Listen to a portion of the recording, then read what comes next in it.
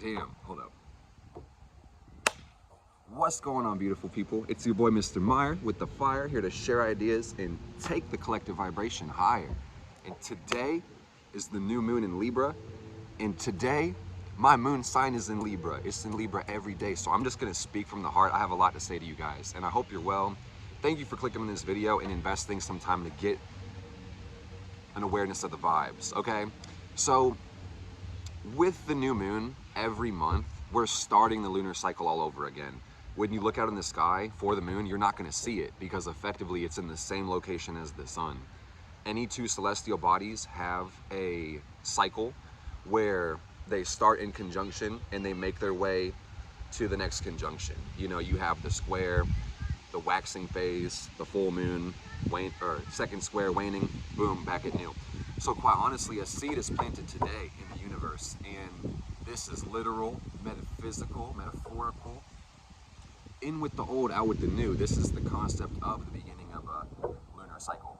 So what is Libra? Libra is the seventh sign of the zodiac. It represents balance. It represents taking two forces and then creating equality between them, okay? Understanding, ideals, cardinal air, feminine, my bad, masculine, but Venus energy. So there's an ambivalence to Libra. A lot of people think that because it's a Venus-ruled sign, it must be more feminine in nature, and it can be. It deals with things that are beautiful and fair and honest and truthful and aesthetic and able to be related to, but at the same time, Libra is masculine and connected. So I digress. I'm gonna run through the astrology, then we're gonna talk about it, because geography is a thing to consider. I strongly recommend that you understand your ascendant so you understand where this new moon is, which house of your chart, because this means we're going to have new energy coming into your life. For example, I'm a Libra second house, Virgo rising. New money, new values, new possessions, new energy in my second house of having, you know? If you're a Taurus rising, you know, you're gonna have Libra in the sixth house.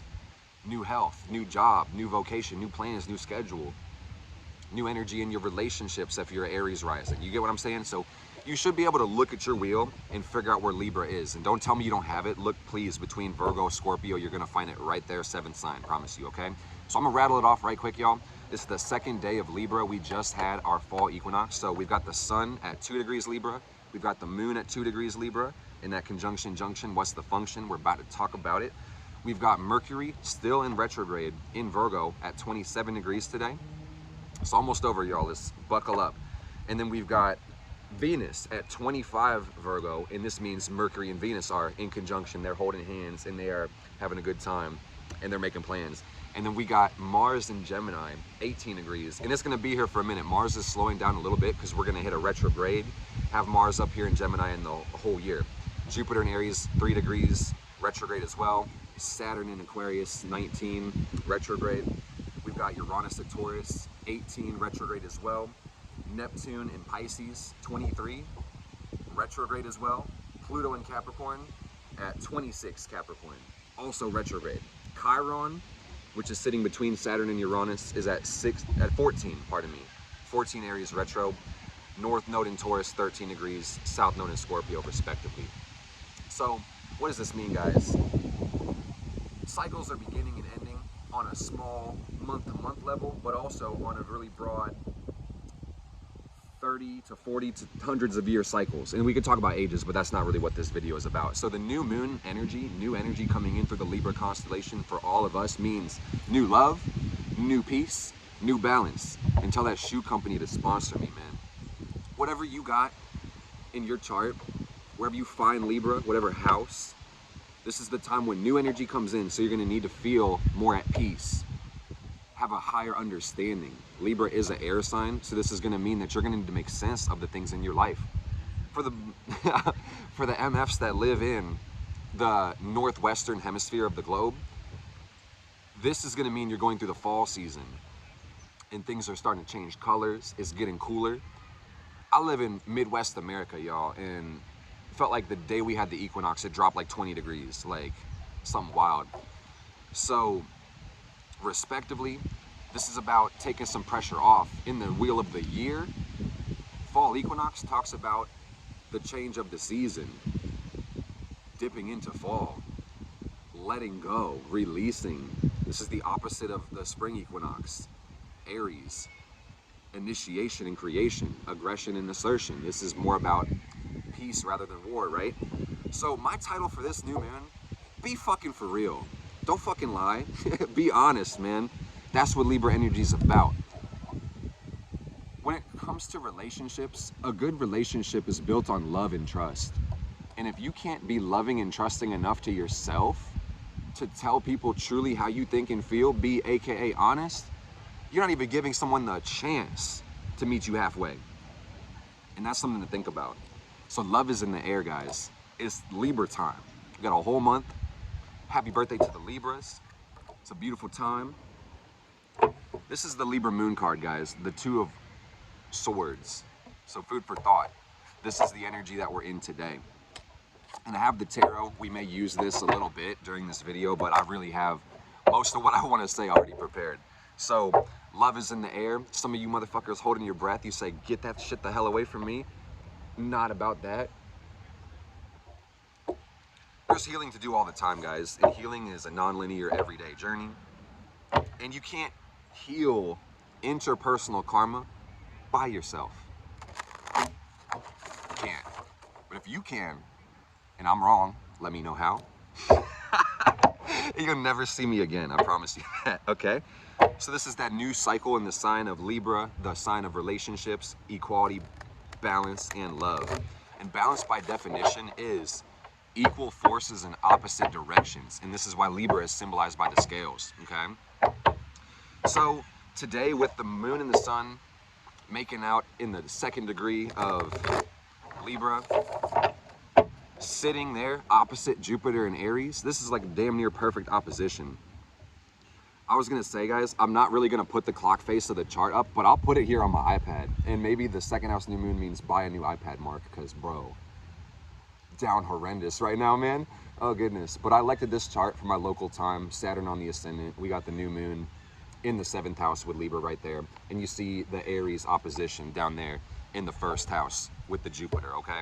So what does this mean, y'all? Jupiter is the planet of expansion, growth, perspective, and this is connecting to our sun and our moon. So the way I see this, man, this brings confidence into this cycle. The transit of this new moon, you're gonna expect to see this get planted in the universe and manifested up until the full moon. And depending on the way that you were consistent or inconsistent, responsible or negligent in the way of watering those seeds is gonna determine what you see come full moon. And then also next new moon. So just food for thought, perspective, keep this in mind. At the same time, I wanted to just make it abundantly clear, just so we don't forget, I think we're on the same page, but no assumptions right now, that your will is important, the Aries energy inside of you, and how you can relate that through Libra. But there's more than just yourself in this world. I know you create your whole reality, you probably know that too. On some level, I'm gonna get real deep in my 7th house Pisces. You're everything, and I'm everything. And we're the same energy through different sensory organs, but at the same time, with the organs needing to cooperate, your will has to be aligned with the capital will of the divine, the world that you live in. If we are organs, we can't be cancer to the being that we're living in. We have to cooperate, right? And what you want might not be what you need. What you want might not be what others need nor want. So this is where Libra brings up the discussion of balance and harmony, compromise, ideals, agreement, honesty, trust, commitment, you know, partnership. You guys see what I'm saying? Let's rise above our toxic energy in this cycle by having more faith in life itself before I go any fucking further with Saturn and Pisces on the deck, okay? So, the sun and the moon opposite Jupiter is bringing confidence and growth into our lives, for the most part. You actually have to talk to your own sun, moon, and Jupiter to see if it plays out this way, y'all. Horoscopes are, there's an art and a science to it, okay? Truly. So, Jupiter aspecting the sun in an opposition would look like added clarity, added perspective, added sight to whatever it is you're paying attention to or trying to balance at this point in time. So, this adds perspective to your needs and your wants, your sun and your moon. What is it that you need? And Jupiter brings growth, y'all, so I want you to be at peace with increase. hold up, man. You need to be at peace with increase. When you think about this opposition, you got to look at the opposite house that you have Libra in. Look where Aries is. There's a polarity in every sister sign, right? So while you're getting new energy in the house of your new moon, you might also be getting new energy into the opposite house because Jupiter in Aries is dragging its way through this constellation. But the thing is, y'all, with the opposition, this is kind of like a wild card. The fastest way to get from A to B is a straight line. That's what this aspect really talks about. But if your Jupiter isn't spinning right, if it's afflicted, if you don't keep it real with yourself, man, this new expanded energy is gonna make you expand your own bullshit. And then, oh, woe is me. You gotta keep it real with yourself. Hold yourself accountable. Don't let ego and insecurity hold you back from what you desire or what you feel like you deserve. But deeper than this, man, I wanna say that the Aries energy is aggressive. It's Mars, so don't let what you think you deserve hold you back from getting what you actually truly need. Are your desires appropriate? Ooh, 11-11. Are you being real with your motherfucking energy? Are you being real with yourself, and are you being appropriate with your energy? Are you using appropriate force, okay? Because the sun represents how we see ourselves, and with Libra energy, some people want to fall in love, right? But what I've seen damn near every year, and especially this year, man, just in 2 days, tell you this, man, that generally speaking, people feel a little bit more at peace with themselves, a little bit more confident with themselves, a little bit able more to relate. If you're relating back some bullshit, man, don't expect to get love, bro. I'm not trying to be a dick, but it's like, come on, man. Love is about trust. Love is about honesty. So if you can't be honest with yourself, how can you truly be honest to anybody else? Jupiter opposite the sun and moon. Keep it real with your motherfucking self so you can continue to grow, because anything suppressed gets distorted, and if you aren't checking your seeds, you might bear some really gross fruit come full moon. So food for thought, y'all. Reciprocity and fairness is to be considered with this opposition. You do well to look into asking for what you want rather than making assumptions or trying to get your needs met in an indirect way. If you don't have what you want, maybe try asking for it. Rejection can also be protection sometimes too. So whenever you get disappointed, you don't get what you want, maybe it was for a reason. The afflicted Jupiter is going to say, hell no, it wasn't. And it's going to dig its heels in and try to go head first and charge and rush and force some people to do what it's probably in neither of your best interests. So got to be careful with your Jupiter, man, because this derives the meaning of your experience. And if it makes sense to you in Libra season, you're probably inclined to do it. But at the same time, this world is so much bigger than yourself, and that's what Libra is truly about. Peaceful negotiating is something to consider with this opposition. Do not dominate others to get what you want, unless it's consensual. 7 of Wands coming out in reverse. But real shit, man, that's a jokes, cause a little bit of laughter helps everybody. I found it, bro. Did you guys see that shit? I found this tech deck under this table as soon as I got to the park. I don't know what kind of trick that is, you guys tell me, but that was beautiful.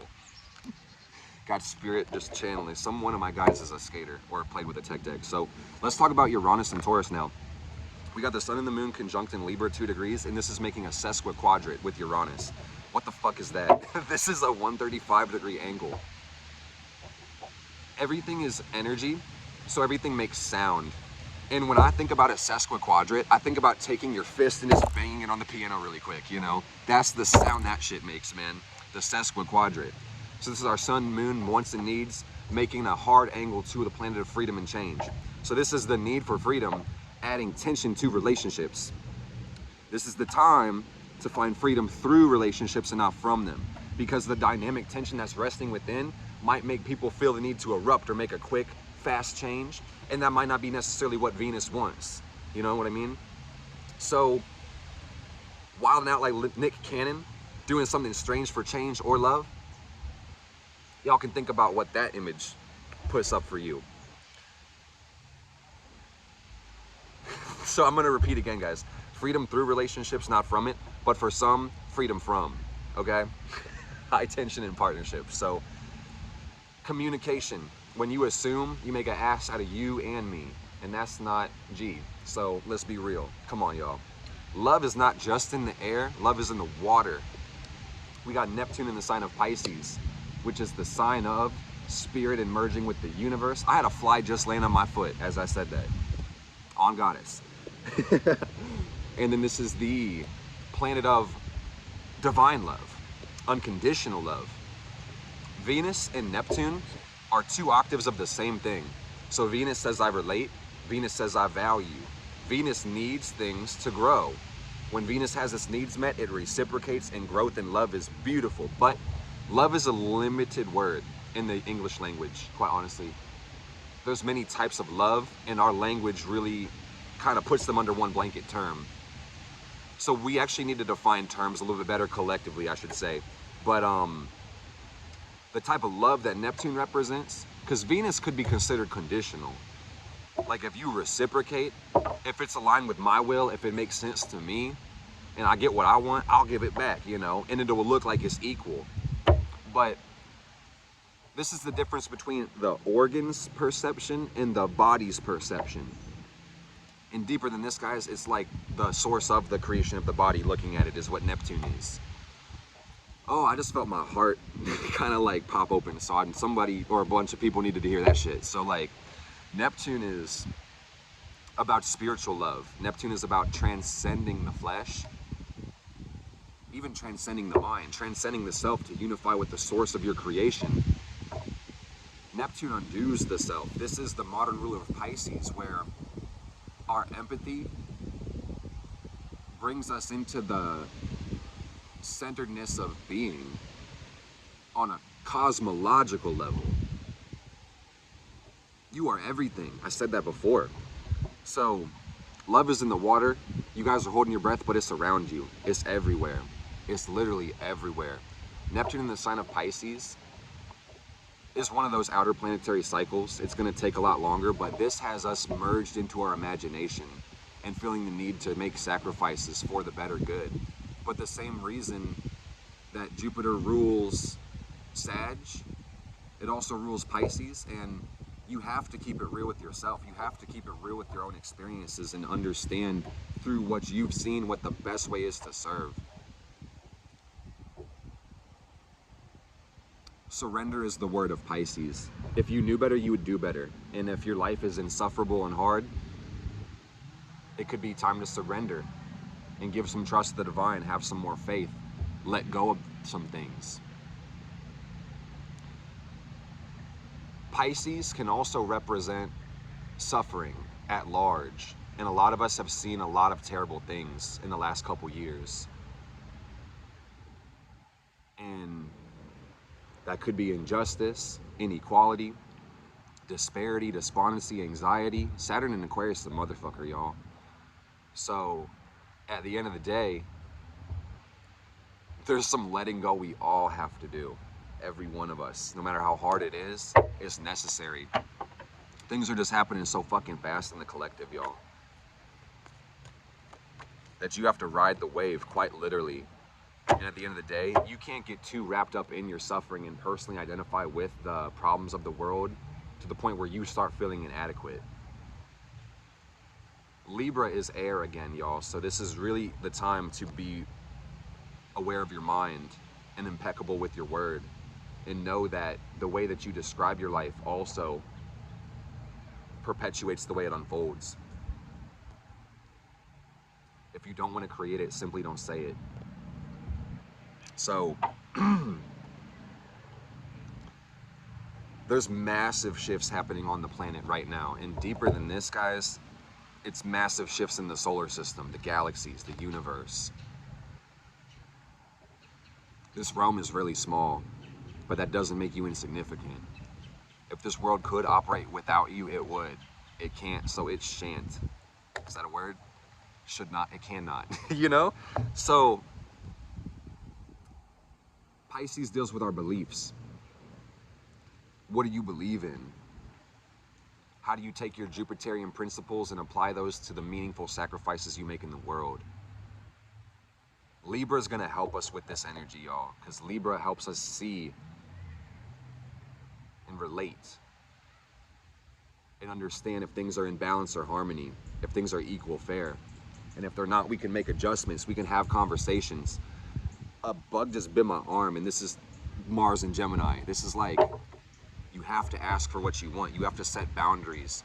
Guys, the sun falls in Libra, AKA we're in the fall season in this hemisphere. So like, sometimes people have a hard time asking for what they want because they like to keep the feeling of balance and fairness and reciprocity, no compromise. Because sometimes compromise comes from conflict, right?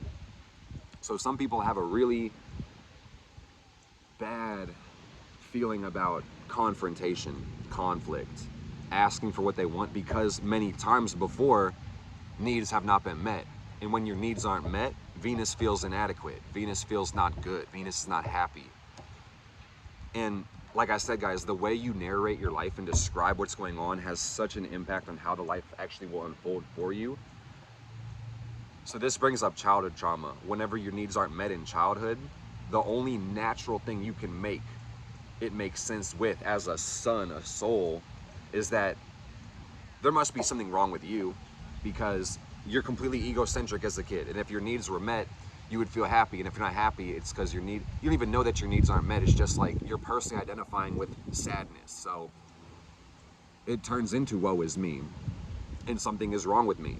So don't say that shit, man. And you might not narrate your life that way, but it's like if your inner child had that thought, at some point in time, you may have to sit back with that inner child and really just be there and hold some space and, you know, tell them it's okay. And they'll make it through this really strong and transform. But, you know, anything suppressed gets distorted, y'all. So this is that shadow work. You don't need to be feeling like a failure just because of your past, okay? I would affirm that I'm safe exactly where I am. I'm safe to be, I'm safe to love, I'm safe to have all my needs met, and I deserve. And you don't need to take it any further than that. Say it with me, I deserve.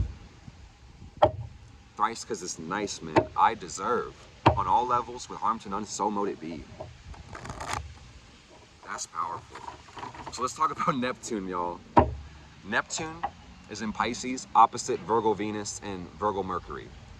While this is nice for Mercury, because Mercury rules over Virgo, got our mind all sharp and fast and precise and analytical, the retrograde kind of having a hiccup every now and then. Mercury likes this. Venus is like, ooh, ooh, damn. This is the fall of Venus. This is the most challenging place for Venus to be, but the most rewarding place. Venus in Virgo is about loving and valuing service and specifics and growth. Venus grows the best in Virgo. But that's not always what Venus loves and wants, you know? Sometimes Venus, you know, the Taurus Libra or the Scorpio Pisces energy, you know, whichever way you see it in its domicile's dignities, Venus might rather just chill and relax and indulge and compromise and fun, happiness, pleasure. But you know, I don't think it's incorrect to say pain is growth. Growing does hurt. So at the end of the day, man, if you resist discomfort too much, you might not actually let yourself advance forward. And this is kind of what Virgo season has had us going through last month. So the principle, if I just want to summarize Virgo season in one sentence for you to not forget, that you have to be consistent. Ask yourself what's working, what got you to the point that you like to be in. Keep doing more of that. What do you not like? Keep doing less of that, okay? Make it a system. Virgo can really do a lot with that, okay? And every one of us has Mercury in our chart. So when we think about Mercury and Venus in conjunction, making an opposition to Neptune also, man, on the Mercury side, this is deep thoughts. And we've had this transit for a couple weeks at this point, man. Transcending the mind, daydreaming, getting lost in illusion or fantasy, slipping into a different dimension very fast, and cycling between the two very seamlessly. Flashes of inspiration, clarity, or illusions. The metaphysical permeating the physical in a blissful, transcendental way, or a disparaging, terrifying way. Neptune is your dreams, it's also your nightmares. And if you don't pay attention and listen with Jupiter, you might just be scared of the noise, man.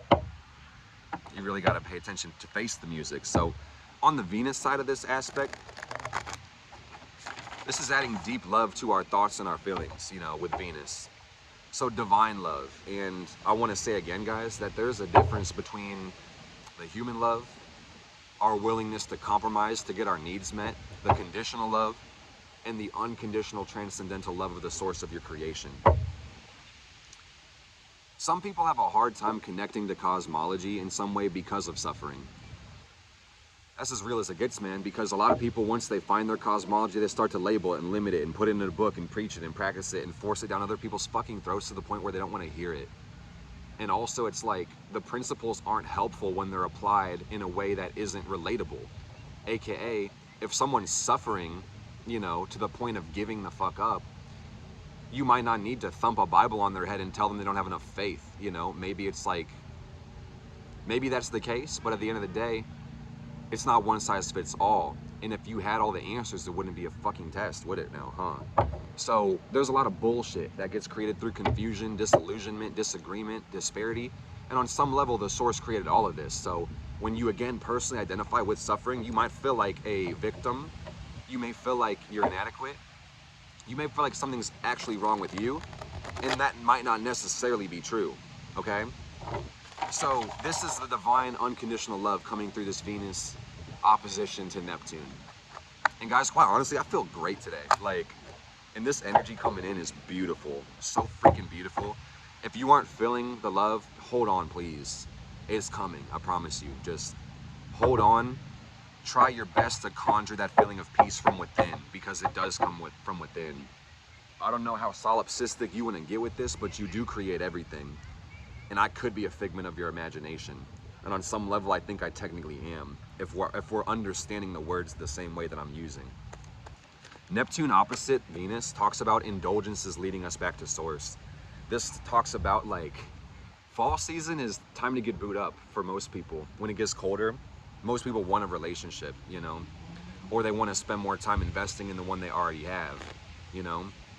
So this could look like a need for more love. This could look like a need for more substance. Either way it goes, you got to ask yourself, am I being appropriate with my will, my energy? Practice moderation. Giving and taking may be played out in extremes with this opposition from Neptune to Venus. And you may give to extremes and sacrifice so much that it doesn't make sense, but it gives you that feeling of love and acceptance and transcendence of the self. So when we got Uranus making that hard angle and this making an interesting tense angle, don't do something too strange for change or love, man. Please, you know, make it make sense. Keep your head above the water. Don't drown in it. Motherfuckers getting lost in the sauce, man. Bring a map in a towel. So we got Venus and Mercury in that same conjunction making a trine to Pluto. And this is beautiful, man. Pluto is the dark unconscious in the raw primal energy of existence unfolding itself into creation. And that's something to think about, man. Pluto's like the black sun, okay? Who the fuck is talking right now? Who said that? Like, damn. So when I see this trine, this gift, this is the empowered mind. This is empowered feelings and empowered choices. If this really plays out, nah, that's neutral. It could play out good or bad. I'm not the one to judge with my Libra moon. I'm gonna try to keep it objective, G real, and you can judge it yourself. The gift of foresight. The gift of foresight, proper planning. This is also a Mars trine Saturn thing, but the gift of transforming your values and relationships. You're either gonna willfully do this because you see it makes sense in foresight, or if you don't wanna make the change, you can dig your heels in and Pluto can make this change for you, and hopefully the trine's gonna make it an easy one. You gotta value and love yourself before you can love and value another. And that's on Goddess. That's the gift that I have for you in this one video, man. Probably heard that before, but are you applying the principle, or are you just preaching it and, you know, are you bullshitting? What is it? This is a great time for revision with Mercury trine Pluto, quite honestly, especially in retrograde, to really look at the plans that we're setting up in foresight to be able to really systematically organize them and then implement them later on as Mercury turns direct. And honestly, with the way Pluto is sitting pretty still, retrograde, and Mercury's sitting pretty still, I say when Mercury goes direct, but honestly, the revision planning that we're doing right now would be really good for setting up the next year ahead of us with Pluto's transit through the late Capricorn, okay? But we got Mars trine Saturn also, okay? So this is the gift of proper planning. This is your ambition being at a harmonious angle with the way you build. Ready to take responsibility, hopefully, you know? If you're feeling the feelings, facing the music, keeping it G real with your inner self, you'll be ready to face the music and take responsibility for what you need. But if you're not giving the universe your raw, authentic, emotional self, you might be suppressing and not making it all the way to Saturn/Mars, okay? The desire to build and associate your ideas and vision. Saturn is an Aquarius. It's putting weird restrictions on humanity at this point. But this is time for us to find freedom through our mind, find freedom through our responsibility, not from it. Make sure that your choices are correct, appropriate. Your desires include others rather than just yourself. Mars doesn't want to be in Libra, but it needs to be there every fucking time it opposes Libra. Oh, I'm sorry, Aries. Every time it opposes Aries, because oppositional forces are required to create balance. So Mars in Libra talks about the need to fight for others. I know Mars is not here right now, but this is an energy you need to consider when we really want to work with the vibes right now. Because I'm asking questions, but some people may not know what I mean. And I feel like someone would probably wonder, what does it mean to be appropriate with your desire? Does your desire make sense? The things that you choose, is it deliberate? Are you doing it on principle? Libra, ideal? Is it fair? Or is it an unconscious desire? Is it an animalistic desire? Which part of your will is pointing at it? Is it your low animal part? Is it the human part with intellect? Is it the soul part with knowledge and wisdom? Which part is it? Addiction is a natural adaptation to unnatural circumstances, y'all. And if you had your heart broken so many times in this life, felt all that sorrow and that pain, it's time for a change, man. It's time to transform. Adversity builds character, and it's time to reinvent yourself. It's time to reinvent yourself so you can be free. And speak of the motherfucking devil, man. No pun intended, bro. Saturn square Uranus at a 0-degree orb. The 2021 flashback. This is the final waning square of this Saturn-Uranus cycle. So Saturn and Uranus were square all 2021. And through the retrogrades, they've been going back and forth through the last square. So again, they're gonna come to the conjunction and the new cycle will happen in about 10 years, okay? But this is high tension between the structured, the Saturn, and then the change that's necessary, Uranus. Something's gotta give, man. Pay attention to your negligence. There's a need for freedom, and the systemic conditions seem to be collapsing. And the parts of it that are structured and stable and adequate in the past might also be a little more restrictive right now and not conducive to growth. Saturn is retrograde right now, y'all. And this is showing us the places in our lives and in the world where things are already outdated and need to change. So it's really important to be responsible. We got another bee right by my foot talking about Saturn and motherfucking Pisces, man. That you have to make the sacrifices for what you believe in, yet at the same time, thank you, you have to make sure your beliefs aren't built on bullshit, man. For real. You cannot have a good relationship with Saturn if you don't have a good relationship with Jupiter. And ironically, they need each other to make sense of their own energies. So please think about that. Pay attention to your negligence. Where have you been irresponsible? When have you accepted choices that were not in the best and highest good of yourself and other people? What is already outdated and need to be changed? Where have you been lusting, you know? This is the strength card in the traditional tarot, but lust, you know? Are you being appropriate with your energy? In this same square, you guys need to understand that Uranus, the slower moving planet, will always win. It will always win. Change is necessary. It's unavoidable. So, try your best not to force what's already coming to you. Try not to speed. That's another Mars and Gemini thing.